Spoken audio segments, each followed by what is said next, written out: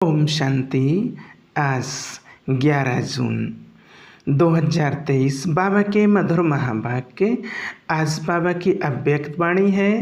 प्रातः मुरली ओम शांति रिवाइज मुरली है 9 जनवरी 1995 बाप दादा मधुबन। आज की वाणी का टाइटल है निश्चय बुद्धि की निशानियाँ, निश्चित विजय और सदा निश्चिंत स्थिति का अनुभव। आज सर्व बच्चों के रक्षक और शिक्षक बाप दादा अपने सभी ब्राह्मण बच्चों के फाउंडेशन को देख रहे थे कि ये तो सभी जानते हैं कि वर्तमान समय श्रेष्ठ जीवन का फाउंडेशन निश्चय है। जितना निश्चय रूपी फाउंडेशन पक्का है उतना ही आदि से अब तक सहज योगी, निर्मल स्वभाव, शुभ भावना की वृत्ति और आत्मिक दृष्टि सदा नेचुरल रूप में अनुभव होती है। हर समय चलन और चेहरे से उनकी झलक अनुभव होती है, क्योंकि ब्राह्मण जीवन में सिर्फ जानना ही नहीं है कि मैं ए हूँ और बाप ए है, लेकिन जानने का अर्थ है जो जानते हैं वो मानना और चलना। बाप दादा देख रहे थे कि जो भी बच्चे अपने को ब्राह्मण कहलाते हैं वे सभी एक फलक से कहते हैं कि हम निश्चय बुद्धि हैं। तो बाप दादा सभी निश्चय बुद्धि बच्चों से पूछते हैं, जब आप सभी कहते हो कि हम निश्चय बुद्धि विजयी हैं, तो कभी विजयी कभी हार क्यों होती है? जब कभी कभी थोड़ी हलचल होती है तो क्या उस समय निश्चय खत्म हो जाता है? जब निश्चय बुद्धि सदा हो तो विजय सदा हो कि बीच बीच में घुटका और झुटका होता है। निश्चय का फाउंडेशन चारों ओर से मजबूत है, या चारों ओर के बजाय कभी एक ओर कभी दो ओर ढीले हो जाते हैं। कोई भी चीज़ को मजबूत किया जाता है तो चारों ओर से टाइट किया जाता है ना। अगर एक साइड भी थोड़ा सा हलचल वाला हो तो हिलेगा ना। तो चारों प्रकार का निश्चय अर्थात बाप में, आप में, ड्रामा में और ब्राह्मण परिवार में निश्चय, ये चार ही तरफ के निश्चय को जानना नहीं लेकिन मानकर चलना। अगर जानते हैं लेकिन चलते नहीं हैं तो विजय डगमग होती है। जिस समय विजय हलचल में आती है तो चेक करना कि चारों तरफ से कौन सा तरफ हलचल में है। बाप दादा देखते हैं कि कई बच्चे को बाप में पूरा निश्चय है, इस में पास हैं, लेकिन अपने आप में जो निश्चय चाहिए उसमें अंतर पड़ जाता है। जानते भी हैं, कहते भी हैं कि मैं ये हूँ, लेकिन जो जानते हैं, मानते हैं वो स्वरूप में, चलन में, कर्म में हो, इसमें ही अंतर पड़ जाता है। एक तरफ सोचते हैं कि मैं मास्टर सर्वशक्तिवान हूँ, विश्व कल्याणकारी हूँ, दूसरे तरफ छोटी सी परिस्थिति पर विजय नहीं प्राप्त कर सकते हैं तो मास्टर सर्वशक्तिवान, लेकिन ये परिस्थिति बहुत बड़ी है, ये बात ही ऐसी है। तो क्या ये निश्चय है कि सिर्फ जानना है लेकिन मानकर चलना नहीं? कहते व सोचते हैं कि मैं विश्व कल्याणकारी हूँ, लेकिन विश्व को तो छोड़ो, स्वयं कल्याण में भी कमज़ोर होते हैं। अगर उस समय उन्हें कहो कि क्या स्वयं को परिवर्तन कर स्वयं कल्याणकारी नहीं बन सकते, तो जवाब देते हैं कि हैं तो विश्व कल्याणकारी, लेकिन स्वयं कल्याण बहुत मुश्किल है, ये बात बदलना मुश्किल है। तो विश्व कल्याणकारी कहेंगे या कमज़ोर? तो स्वयं में भी परिस्थिति प्रमाण, समय प्रमाण, संबंध संपर्क प्रमाण निश्चय स्वरूप में आए। ऐसे निश्चय बुद्धि की विजय हुई ही पड़ी है। जैसे सभी को ये पक्का निश्चय है कि मैं श्रेष्ठ आत्मा हूँ, इसके लिए कोई दुनिया के वैज्ञानिक भी आपको हिलाने की कोशिश करें कि मैं आत्मा नहीं शरीर हो तो मानेंगे नहीं, और ही उसको मनाएंगे। तो जैसे ये पक्का है कि मैं शरीर नहीं हूँ, मैं आत्मा हूँ, और कौन सी आत्मा हूँ ये भी पक्का है। ऐसे निश्चय बुद्धि की विजय भी इतनी निश्चिंत है। हार असंभव है और विजय निश्चित है। और ये भी निश्चित है कि बातें भी अंत तक आनी हैं, लेकिन उसमें विजयी बनने के लिए एक ही समय पर चारों ही तरफ का निश्चय पक्का चाहिए। 3 में निश्चय है और 1 में नहीं है, तो विजय निश्चित नहीं है, लेकिन मेहनत से विजय होगी। निश्चित विजयी वाले को मेहनत नहीं करनी पड़ेगी। कई बार कई कहते हैं बाप दादा तो बहुत अच्छा है, वो तो पक्का है कि बाप और हम बच्चे हैं, हमारा बाप से ही संबंध है। लेकिन देवी परिवार में खिटपिट होती है, उसमें निश्चय डगमग हो जाता है, इसलिए परिवार को छोड़ देते हैं, हल्का कर देते हैं। तो एक साइड ढीला हो गया ना। बिना परिवार के माला में कैसे आएंगे? माला कब बनती है? जब दाना दाने से मिलता है और एक ही धागे में पिरोए हुए होते हैं। अगर अलग अलग धागे में अलग अलग दाना हो तो उसको माला नहीं कहेंगे। तो परिवार में माला, अगर परिवार को छोड़कर 3 निश्चय पक्के हैं तो भी विजय निश्चित नहीं है। चलो परिवार की खिटखिट से किनारा कर लो, बाप का सहारा हो, परिवार का किनारा हो तो चलेगा।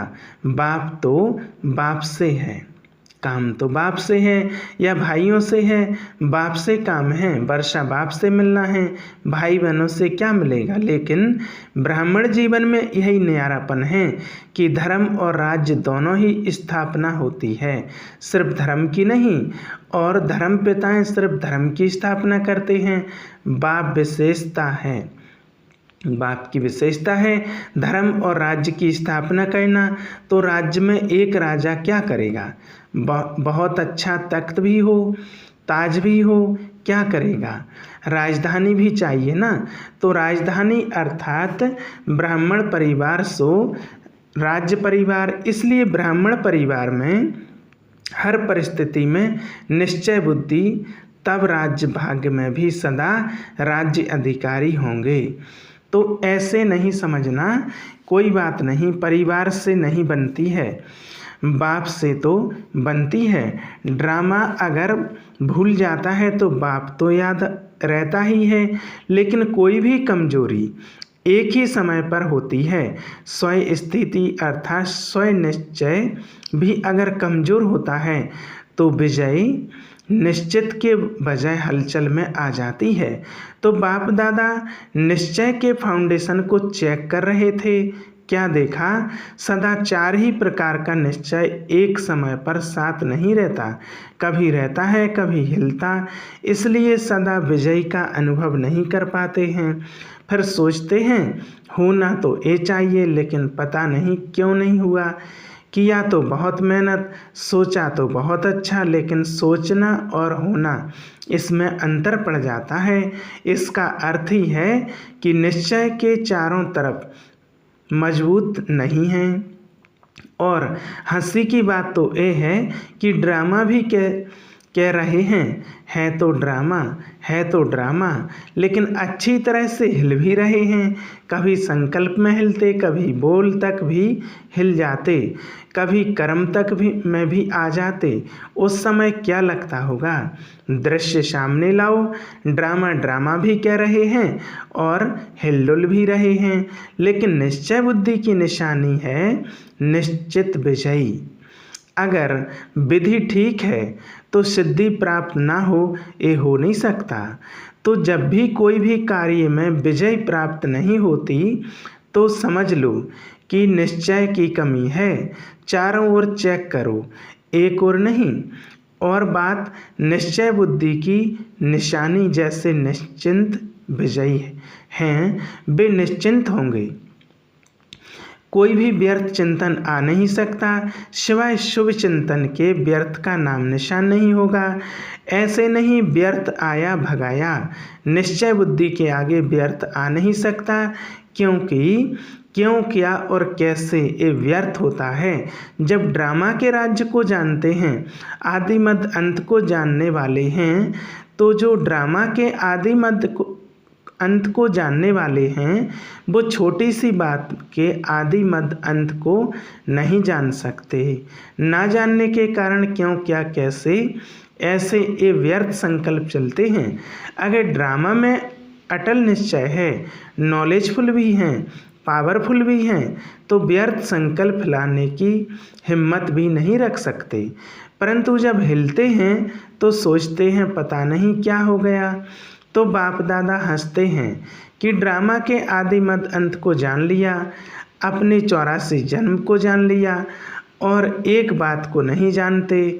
बड़े होशियार हो, होशियारी दिखाते हो ना, समय प्रति समय कल्प वृक्ष के सभी पत्तों को जानते हो कि नहीं, सभी वृक्ष के फाउंडेशन में बैठे हो, या 7-8 बैठे हैं, जो जड़ में बैठे हुए वृक्ष को जानते हो, पत्ते पत्ते को जानते हो, और ये पता नहीं कैसे, तो निश्चय की निशानी निश्चिंत स्थिति, इसका अनुभव करो। होगा नहीं होगा, क्या होगा, कर तो रहे हैं, देखें क्या होता है, इसको निश्चिंत नहीं कहेंगे। और फिर बाप के आगे ही फरियाद करते हैं, आप मददगार हो ना, आप रक्षक हो ना, आप ये हो ना, आप ये हो ना। फरियाद करना अर्थात अधिकार गंवाना, अधिकार फरियाद नहीं करेंगे। ये कर लो ना, ये हो जाए ना, तो निश्चय बुद्धि अर्थात निश्चिंत। तो ये प्रैक्टिकल निशानियाँ अपने आप में चेक करो, ऐसे अलबेले नहीं रह जाना। हम तो ये ही निश्चय बुद्धि, हम तो हैं ही निश्चय बुद्धि। कौन सा निश्चय कमज़ोर है वो चेक करो और चेंज करो। सिर्फ चेक नहीं करना, बाप दादा ने कहा था ना, चेकर के साथ मेकर भी हो। सिर्फ चेकर नहीं, चेक करने का अर्थ ही है सेकंड में चेंज होना, लेकिन चेक करो और चेंज नहीं करो तो बहुत काल से समय में दिल शिकस्त के संस्कार पक्के होते जाएंगे, और जो बहुत काल के संस्कार हैं वही अंत में अवश्य सामना करते रहेंगे। कोई सोचे अंत में तो मैं सिवाय बाप के और कुछ नहीं सोचूंगा, लेकिन हो नहीं सकता।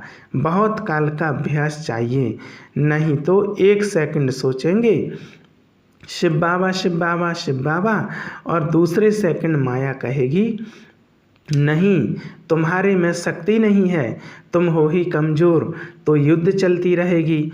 यदि निश्चिंत नहीं होंगे तो ब्राह्मण जीवन के अंत काल का जो लक्ष्य वर्णन करते हो वो सहज कैसे होगा। और अगर अंत तक ये व्यर्थ संकल्प होंगे तो वही भूतों के यमदूतों के रूप में आएंगे, और कोई यमदूत नहीं आते। ये व्यर्थ संकल्प अपनी कमजोरियां यही यमदूत के रूप में आते हैं। यमदूत क्या करते हैं, डराते हैं और दूसरों के लिए कहेंगे विमान में जाएंगे, अर्थात उड़ती कला से पार हो जाएंगे। कोई विमान आदि नहीं है, लेकिन उड़ती कला का अनुभव है, इसलिए पहले से ही चेक करके चेंज करो।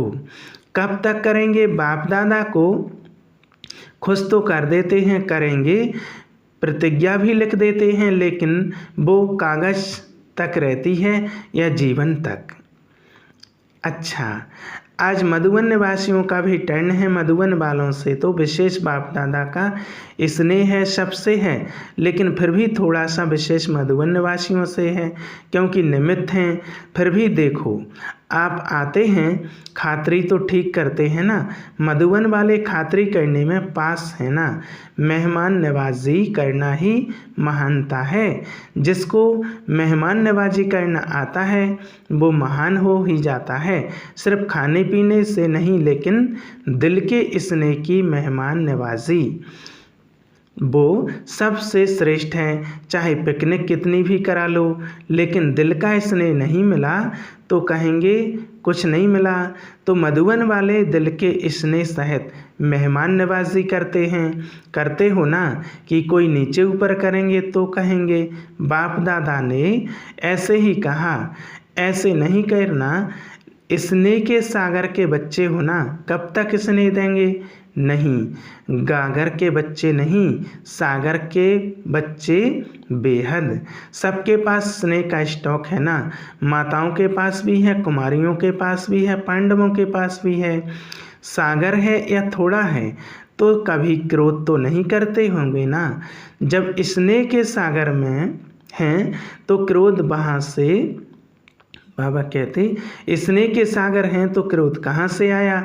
किसके संस्कार तो जानकर सेफ्टिफाई करते हो ना। चाहे वो रॉन्ग है लेकिन आप तो नॉलेजफुल हो ना, आप तो जानते हो ना कि ये क्या है। लेकिन उस समय क्या कहते हैं, इसने ऐसे किया ना इसलिए हमने भी किया।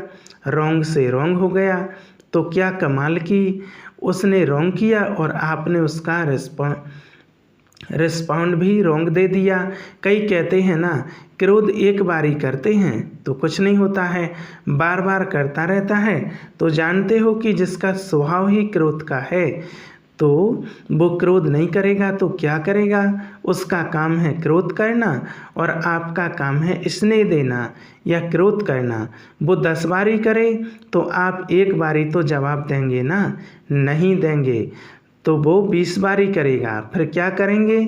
तो इतनी सहन शक्ति है, या उसने 10 किया आपने आधा किया कोई हर्जा नहीं, उसने झूठ बोला आपने क्रोध किया तो क्या ठीक हुआ? फिर बड़े बहादुरी से कहते हो झूठ बोला ना इसलिए क्रोध आ गया, लेकिन झूठ बोलना तो अच्छा नहीं लगा और क्रोध करना अच्छा है। तो स्नेह के सागर के मास्टर, स्नेह के सागर मास्टर, स्नेह के सागर के नैन चैन वृत्ति दृष्टि में जरा भी और कोई भाव नहीं आ सकता। यदि थोड़ा थोड़ा जोश आ गया तो क्या उसको स्नेह का सागर कहेंगे कि लोटा है? बाबा कहते कि लोटा है, चाहे कुछ भी हो जाए, सारी दुनिया क्यों नहीं आप पर क्रोध करे, लेकिन मास्टर स्नेह के सागर दुनिया की परवाह नहीं करेंगे। बेपरवाह बादशाह हो, जो परवाह थी वो पा लिया। अभी इन व्यर्थ बातों से बेपरवाह बादशाह है। चेकिंग की परवाह करो, चेंज होने की परवाह करो, लेकिन व्यर्थ में बेपरवाह कर सकते हो कि बच्चा, पोतरा, धोतरा, धोत्री थोड़ा सा क्रोध करेगा, थोड़ा सा नीचे ऊपर करेगा तो स्नेह के बजाय और भगवान भी भावना भी आ जाएगी। दफ्तर में जाएंगे, बिजनेस में जाएंगे, नौकर ऐसा मिल जाएगा, वायुमंडल ऐसा मिल जाएगा, लेकिन व्यर्थ से बेपरवाह बादशाह, समर्थ में बेपरवाह नहीं होना। कई उल्टा भी उठा लेते हैं, जहाँ मर्यादा होगी वहाँ कहेंगे बाप दादा ने कहा ना कि बेपरवाह बादशाह बन जाओ, लेकिन मर्यादाओं में बेपरवाह नहीं। आपका टाइटल है मर्यादा पुरुषोत्तम, ये मर्यादाएं ही ब्राह्मण जीवन के कदम हैं। अगर कदम पर कदम नहीं रखा तो मंजिल कैसे मिलेगी? ब्रह्मा बाप के कदम पर कदम रखो तो ये मर्यादाएं ही कदम हैं। अगर इस कदम में थोड़ा भी नीचे ऊपर होते हो तो मंजिल से दूर हो जाते हो और फिर मेहनत करनी पड़ेगी, और बाप दादा को बच्चों की मेहनत अच्छी नहीं लगती। कहते हैं सहज योगी और करते हैं मेहनत तो अच्छा लगता है क्या? अच्छा, बाप दादा ने ड्रिल कराई।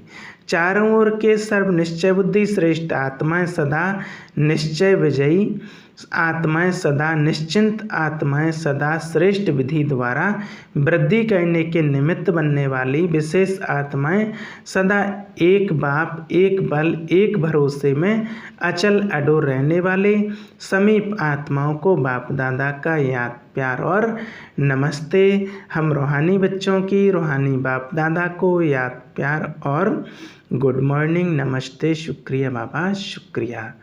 आज का वरदान, दिल के स्नेह और संबंध के आधार पर समीपता का अनुभव करने वाले निरंतर योगी भव।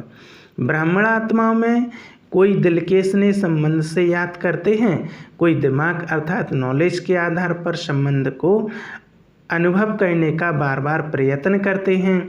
जहाँ दिल का स्नेह और संबंध अति प्यारा अर्थात समीप है, वहाँ याद भूलना मुश्किल है। जैसे शरीर के अंदर नस नस में ब्लड समाया हुआ है, ऐसे आत्मा में निष्पल अर्थात हर पल याद समाई हुई है। इसको कहते हैं दिल के स्नेह संपन्न निरंतर याद। आज का स्लोगन, निस्वार्थ और निर्विकल्प स्थिति से सेवा करो तब सफलता मिलेगी। अच्छा, ओम शांति।